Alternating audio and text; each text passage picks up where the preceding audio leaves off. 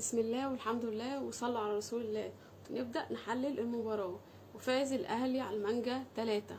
وأكنك لما تقول الأهلي فاز بعد كده اعرف على طول إن الأهلي فاز 3. هي خلاص بقت ستاندرد ولازم الكل يبقى عارف ده. خلاص الأهلي فاز يبقى فايز 3. الأهلي كسب يتقالك كده اعرف إن الأهلي فاز 3. لا بقى حصل في الأمور أموره وحبينا نغير وننوع. نبدأ بالنتيجة 3 اللي بنتكلم فيها. 3-1. الجول الأولاني كان عن طريق الشحات اللي عمل الجول بشكل احترافي ولا أروع ولا أجدع لاعب أوروبي. طبعا بعد الكعب الجميل اللي بدأ الهجمة بيه إمام، الراجل دخل استلم من إمام ودخل على حارس المرمى. دخلت انك لميت وانهم لميتون، اللي هو يعني داخل جريء حريف هجام. هوبا جاب شاط الكوره وده العارضه هي اللي رفضت، رجعت لمين الفولو لبيرسي اللي حطها في سقف الشبكه. كان جول شكله جميل جدا. الاحتفاليه بتاعت الجول ولا اروع. اللعيبه بتحب بعضها ازاي. انا عجبني طريقه الاحتفال بتاع لقطه الصوره اللي هو يعني زي اللعيبه بتحب بعضها واحنا دايما كده بتوع جديد عسليات وحلويات كده في الاحتفالات بتاعتنا. دايما الجديد عندنا والحلو عندنا برضه.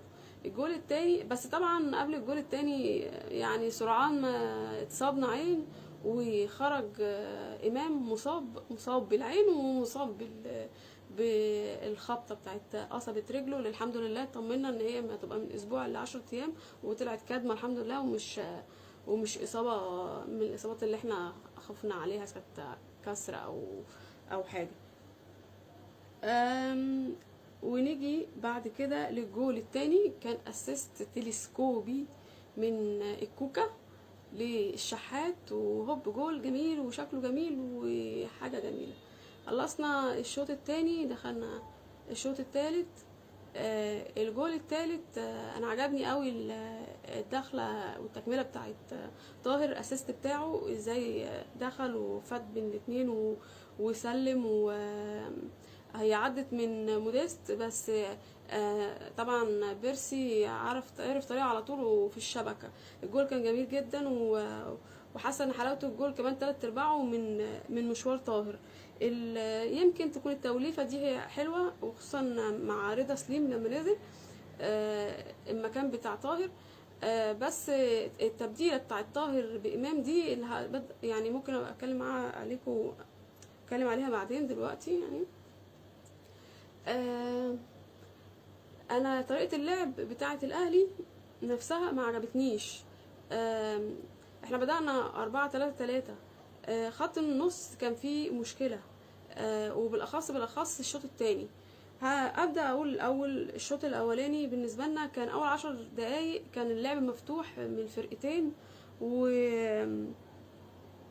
وكان اول 10 دقايق لعب مفتوح بنلعب بطريقه 4-3-3 وكان في كور خطره ولكن تعامل بودست معاها في اول المباراه ما كانش بالقوه المطلوبه او الشكل المردود الكويس. وكوره كانت خطر للشحات لكن اتزحلق قبله برضو. كان بيرسي اتزحلق معرفش ايه موضوع الزحلقه ده ايه حكايته يعني. كرة امام عاشور من بعد الشحات بعد كرة الشحات في الشوط الاولاني برضو دي التسديدات دي كلها من بعيد وكانت شكلها حلو بس ما كملتش. كان بيجي عليه كور خطرة في الشوط الاولاني بس كانت اللعيبه بتعرف تتعامل. ده كله الى ان اتصاب امام عاشور.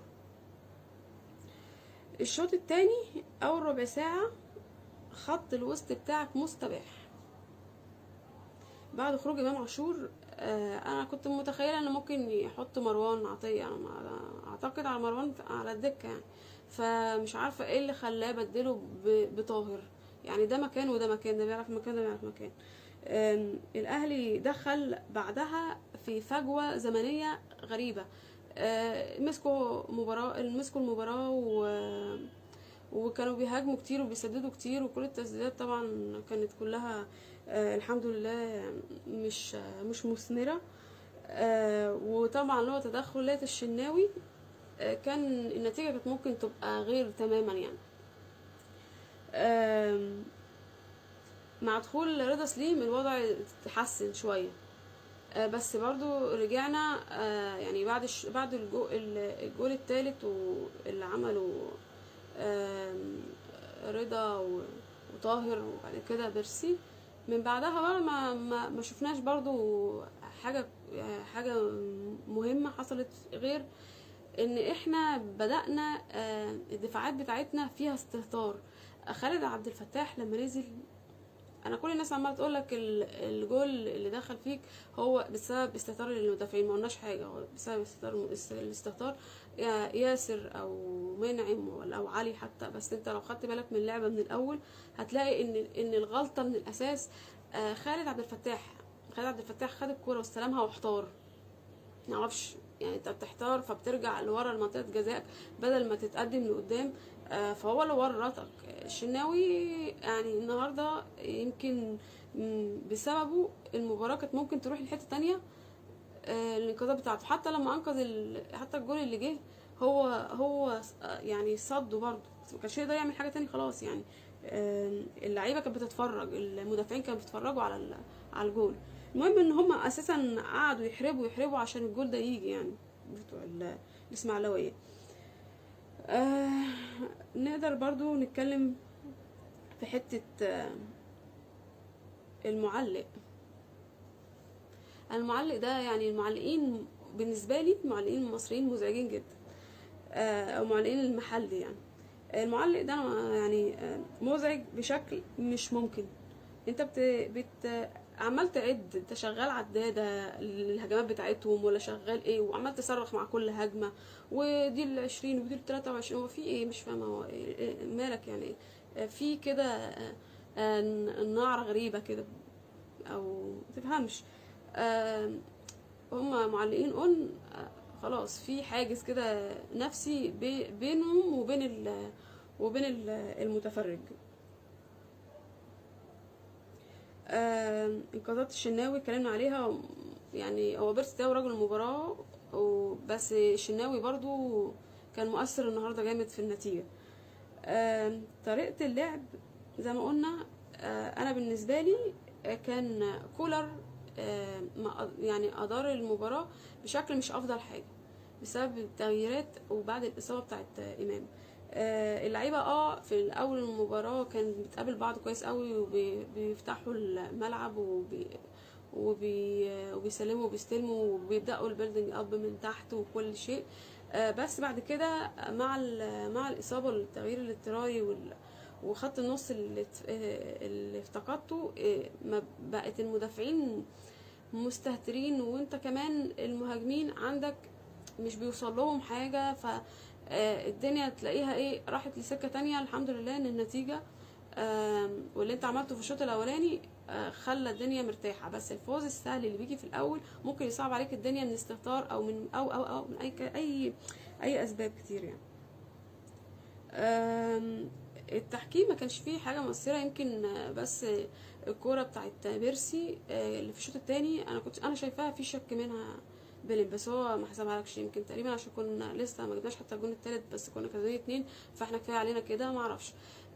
عجبني البنا ان هو ده انذار لعبد الرحمن مجدي. عبد الرحمن مجدي حب يستقوى على الطفل بتاع بيلم بتاع الكور، فانت بتستوى بره الملعب، طب ما كنت استقويت جوه، انت ما عرفتش تعمل حاجه جوه، فحبيت ترمي غضبك على طفل مسكين يعني. يعني الموضوع كله ما كانش مؤثر جدا التحكيم. في النهايه نقدر نقول ان الاهلي الحمد لله، حتى لو بيفقد تركيزه في وقت او حاجه او بسبب مضطر او كده في المباراه، لكن الاهلي برضو هو الاهلي. النتيجه والمجهود اللي بيعمله في المباراه بيظهر في الاخر، وده اللي بيحمينا يعني. الاهلي ممتع بالقدامى وبالجدد وبالناس.